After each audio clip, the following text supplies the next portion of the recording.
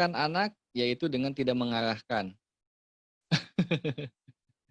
Ya, jadi mengarahkan anak itu tidak mengarahkan, Ibu. Jadi anak itu ditanya apa yang jadi, apa, keinginannya, ya, mau belajar apa, dia tuh suka dan tidak sukanya dalam hal apa. Dia juga boleh boleh kritis, apa yang tidak suka dari orang tuanya, kamu boleh ngomong.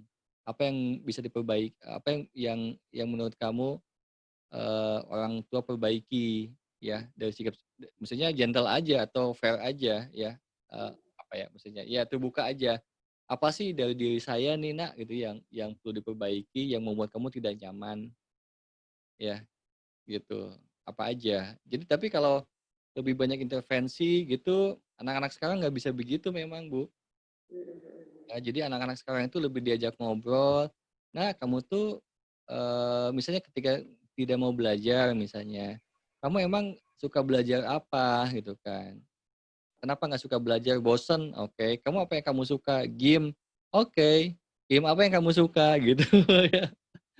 "Di game itu apa yang kamu pelajari?" Gitu, ya.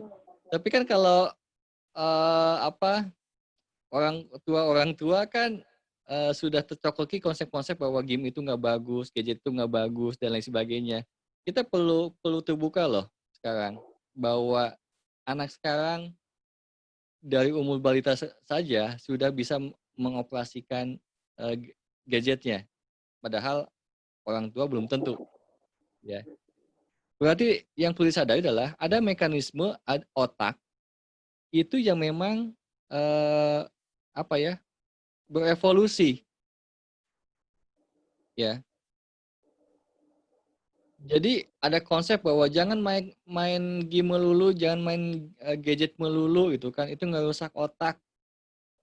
Kalau Anda tidak meng-coaching-nya atau tidak mendampinginya, itu bisa, ya. Tapi kalau Anda, sisipi nilai-nilai misalnya, apa Nak yang jadi pelajaran di game itu? Ya pakai santai misalnya, "Eh main apa sih ini?" Gitu kan. "Pengen tahu? Coba coba coba kayak gimana sih?" "Oh gitu ya? Wah seru juga. Apa yang kamu bisa pelajari dari sini?" Misalnya gitu. "Iya nih Ndak, misalnya ini jadi belajar fokus gitu kan, belajar ini." Terus mungkin ada yang tidak terengehkan juga misalnya, tidak terengehkan juga. Misal saya kemarin nanya misalnya sama anak saya misalnya kan. Oke, dan boleh nggak saya tambahkan, ini juga salah satunya adalah tadi ketika ada, stage yang lebih susah gitu kan, kamu harus harus lebih tenang ya, kalau ketika kamu nggak tenang, itu jadi acak-acakan ya gitu. Ya betul gitu kan, itu menjaga ketenangan itu, seperti itu. Besok kalau memang ada yang ada apa, stage selanjutnya itu, tantangan selanjutnya itu, apa yang perlu kamu lakukan? Tetap fokus. Apalagi?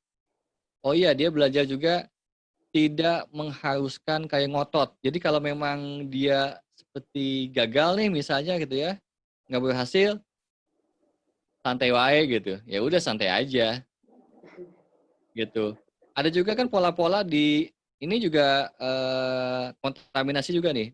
Misalnya di YouTube ada yang main game dengan, apa, ekspresi-ekspresi yang, pakai kata-kata yang, aduh atuh, ya shit atau segala macam lah gitu kan ya, dengan, ekspresi itu. Nah itu saya bilang, apakah perlu begitu? Nggak perlu kan saya bilang, kalau memang itu coba lagi aja, ya ekspresi biasa aja, misalnya kayak gitu.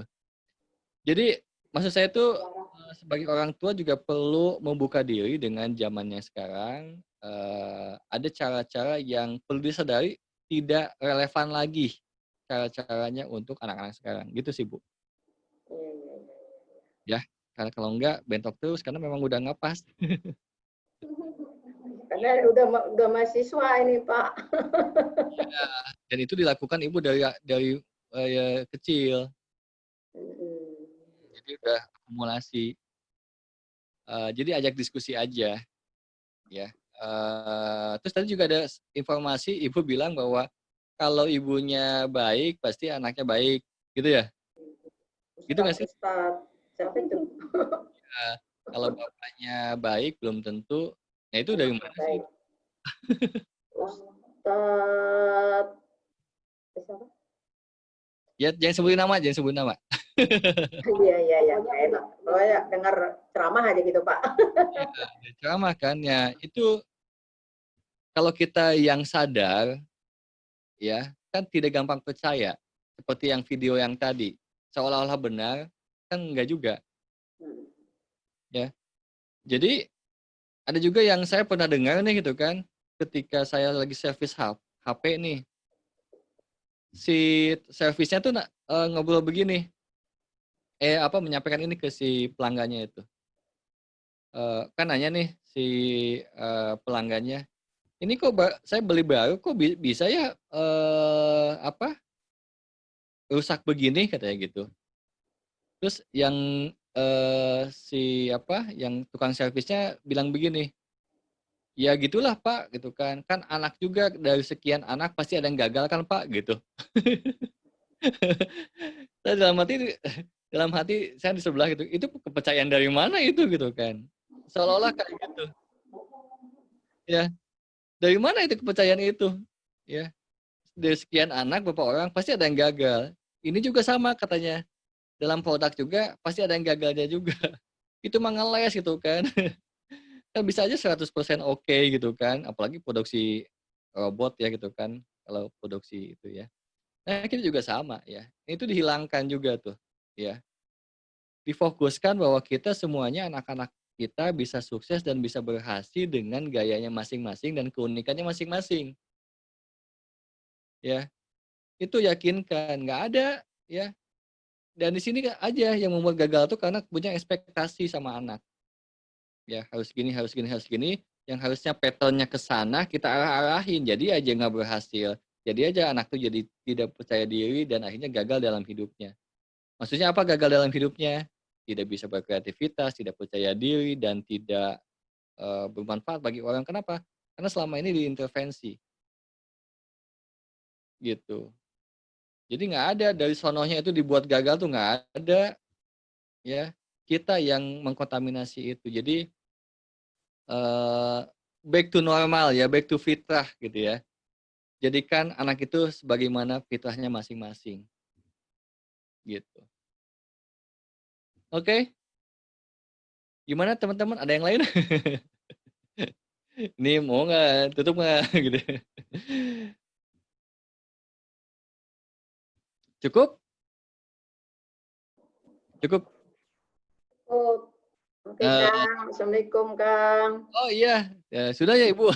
Ya, oke teman-teman, karena memang tidak ada ide lagi gitu ya, Itu terima. di chat ada yang nanya deh. Oh, mau tanya? Oh, entar. Ada 5 yang Tentang nanya. conformity juga. Ada yang nanya? Oh, iya. Tadi Oh, hilang-hilang kan chatnya, sinyalnya kayaknya. ini Fitri Iya, ya? aku udah hilang-hilang. Oke, Heeh. dulu. Hmm, Kang nanya dong. nah, yang chat dulu ya. Ini keburu ada, udah saya buka. Tapi yang mana? Soalnya Fitri itu privat juga, terus ke everyone juga. Ini yang mana Fit? Ngomong aja lah. Sama itu, sama. Alah. Oh, itu bisa ngomong tuh. Tapi kan bisik-bisik. Alah. Ntar bangun anaknya kan. Oke, siap. Mau tanya. Oke. Conformity kan bagian dari otak kita supaya menjauhi bahaya. Bagaimana kita tahu bedanya antara conformity yang ikut-ikutan norma sama mode flight and fight? Oke. Flight itu menjauh, fight itu menghadapi gitu ya. Contohnya saya pernah di pertigaan Kemang Antasari. Kalau mau belok kanan, lampunya merah. Kalau mau belok kanan, lampunya merah. Kita diem aja di kanan. Jalan sambil pasang lampu sen. 1 mobil, 2 mobil, 3 mobil, 3 motor. Berapakah beca Ini jadi kayak pertanyaan itu. Aduh, Fit, kamu mah. Oke, kita diem aja di kanan, jalan sambil pasang lampu sen, 1 mobil, 2 mobil, 3 motor.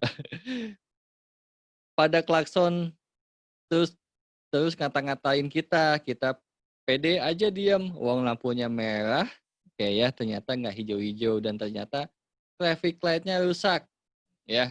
Bagaimana kita tahu bedanya conformity yang ikut-ikutan sama yang memang harus diikuti?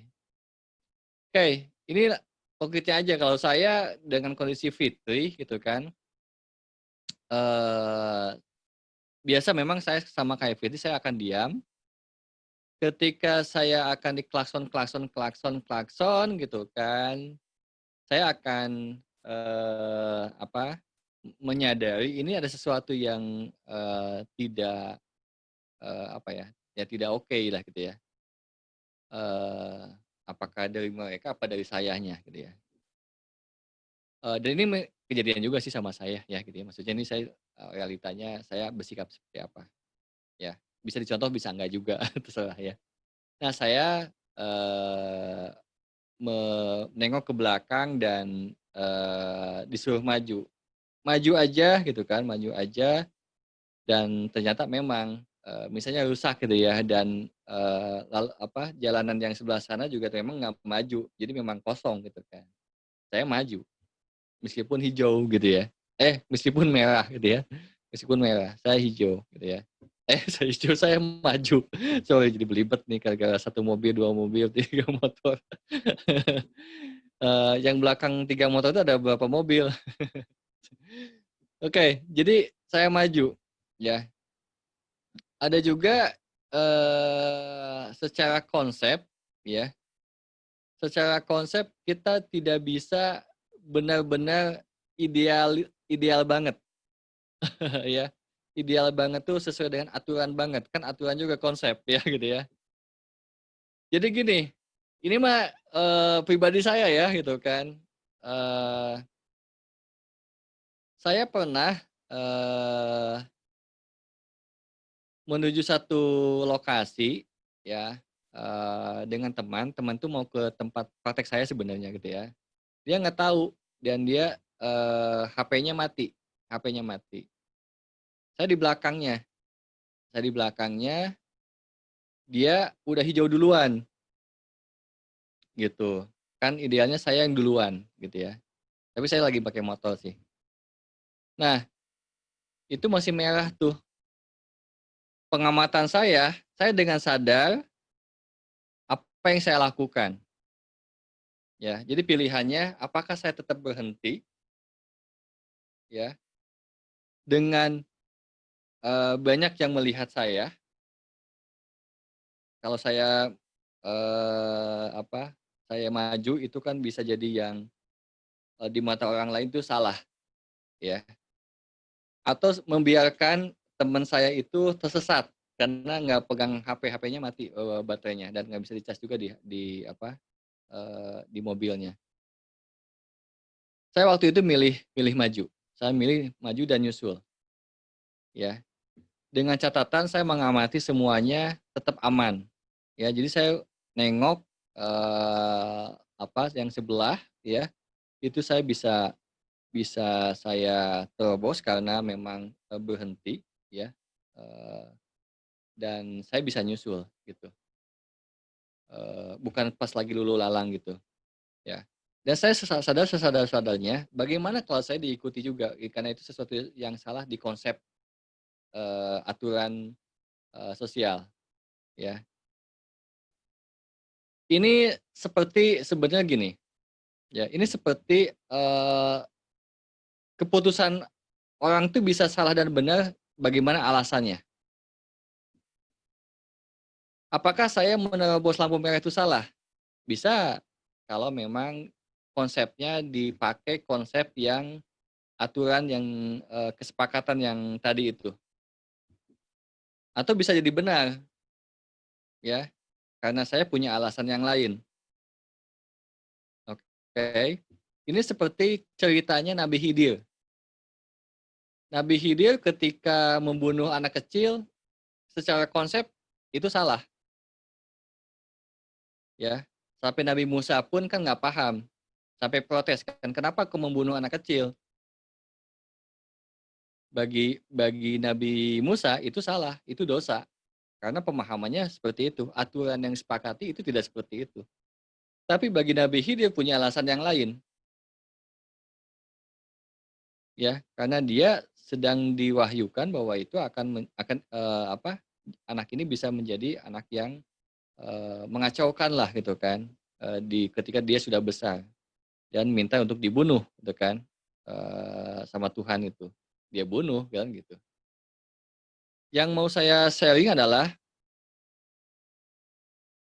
keputusan itu adalah benar salah itu berdasarkan alasannya sebetulnya. Ya.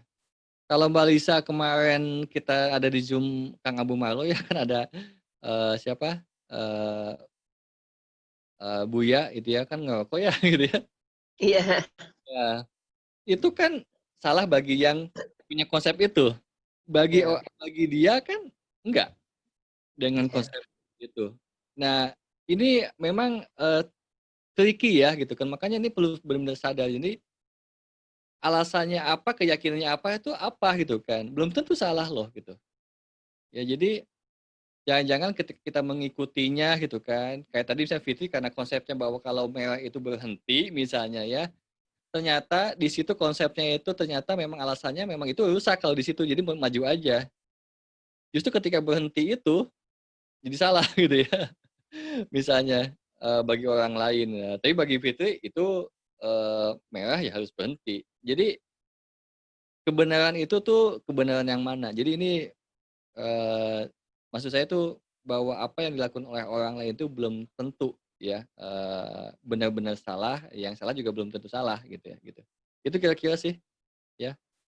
Jadi untuk Fitri sih bagaimana menyadarinya, cobalah lebih banyak melakukan kesadaran lebih luas gitu ya. Jadi jangan terlalu hidup tuh terlalu konseptual gitu ya, karena lihat segala aspeknya gitu kan, gitu.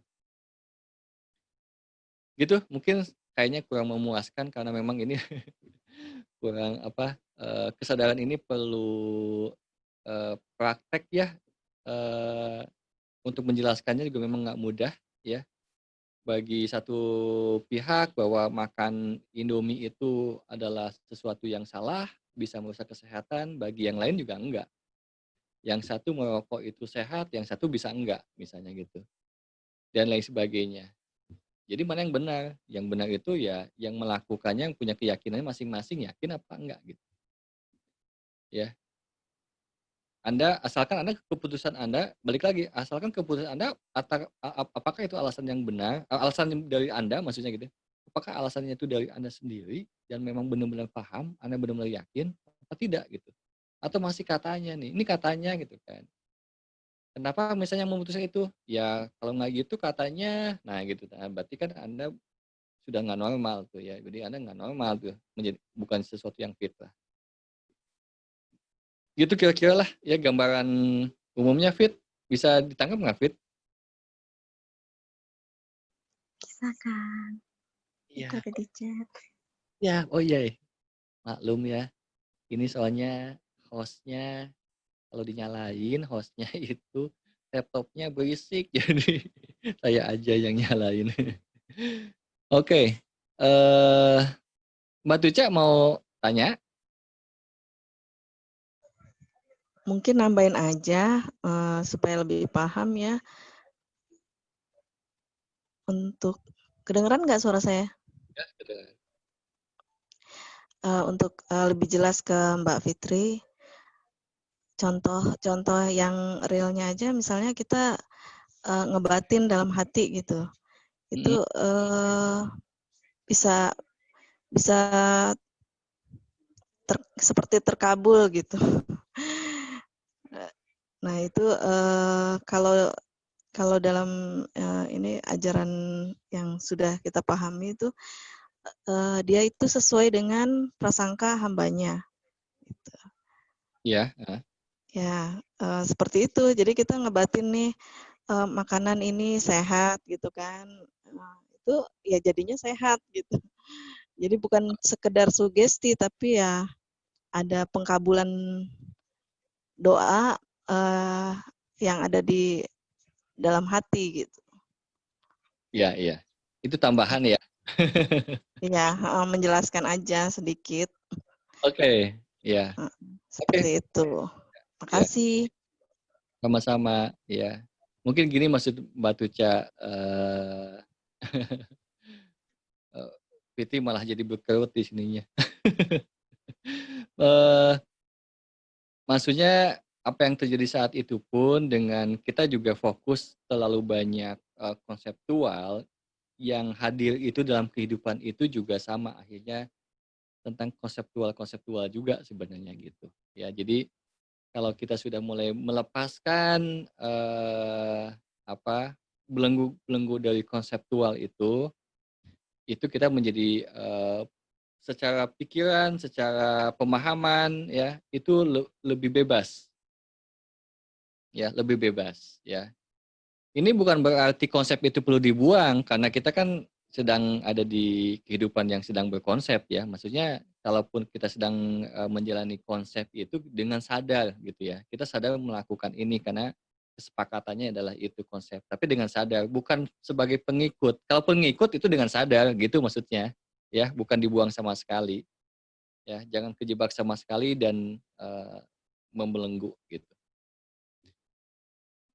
Gitu sih. Oke. Tadi Tezen mau tanya? Nggak jadi, Kang. Masih bingung menjambarkannya. Next time aja. Kang, saya bisa lagi. Oke, ya nggak apa-apa ini sesinya sama Nisa deh. Ya, bukan sama. Jadi gimana nih? Kang, tips life hack dong Kang, supaya apa ya? Supaya dapat close dari goals kita gitu loh Kang. Gimana? Life hacks maksudnya tuh apa ya? Triki-triki misalkan kita ada goals yang mau kita capai tapi jangan sampai kebawa ambisi, jangan kebawa ini gitu loh Kang. Oke, good. Nyampe Ya. situ gitu loh. Makasih Kang. Oke, sip. Ya, ambisi ya. Ambisi oke, yang ambisius yang nggak oke. Jadi kita perlu punya ambisi untuk mewujudkan goals. Ya, jadi goals itu tujuan. Saya mau ngapain nih hari ini? Goals saya apa? Minggu depan saya ngapain? Bulan depan saya apa? Ya, itu goals ya. Nah, ambisi itu sebuah determinasi untuk mewujudkan. Ya, di pelajaran yang dulu dipelatihan saya ngajarin tentang determinasi kan ya. Nah, itu dibutuhkan ya. Kalau kita tidak ada itu hidupnya nggak semangat. Jadi seolah-olah hidup tuh ngalir aja katanya. Tapi ngalirnya itu kalau tanpa ada bahan bakar yang mendeterminasi itu terlalu slow gitu. Terlalu santai. Jadinya nggak punya tujuan malahan gitu. Jadi lebih banyak jalan di tempat atau kemajuannya pertumbuhannya itu jadi pertumbuhannya itu nggak oke ya, lambat lah gitu. Nah, goals-nya itu kan pernah dengar juga bahwa setiap harinya kita perlu lebih baik. Berarti itu aja sudah goals kan? Goals lebih punya tujuan lebih baik aja itu kan goals. Ya kan?